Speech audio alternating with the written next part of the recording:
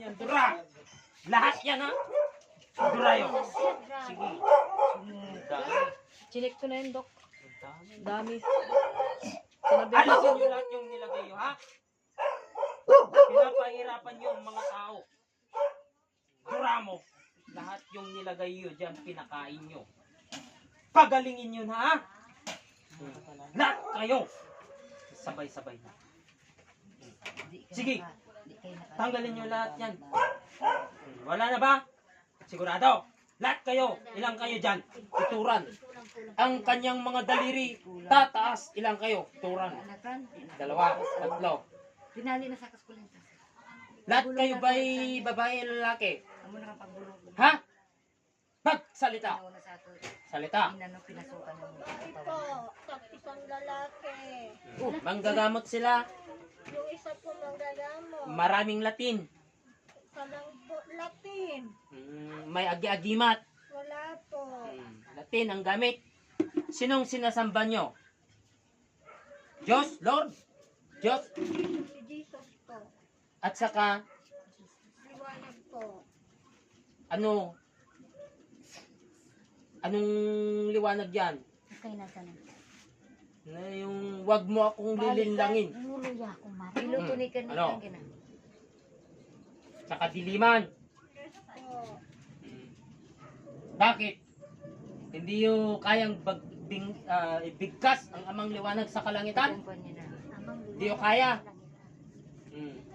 Hindi yung pakaya ang amang Jesus sa kalangitan ibigkas ang kanyang banal na ngalan. Hindi yung kaya. Mapaglin lang kayo. Ay, po pala nagkulang po mama. Sige, alisin mo lahat na yung nilagay nyo. Mga edad.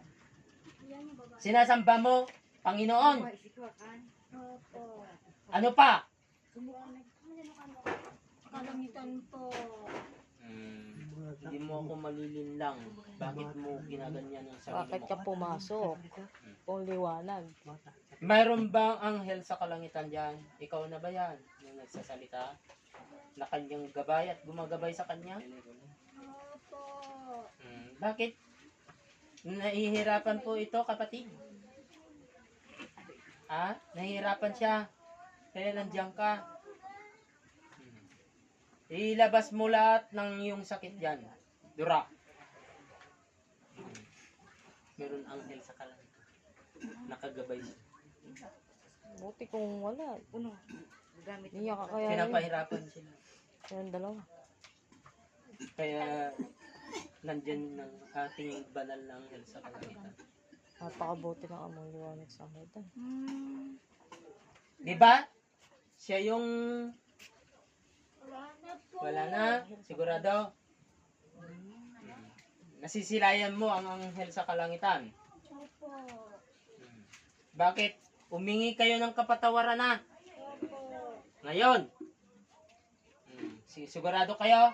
Opo. Pagbalik loob. Sigurado kayong tatlo. Magbalik loob na po kayo. Lalaki daw. Itaas yung mga palad sa kalangitan.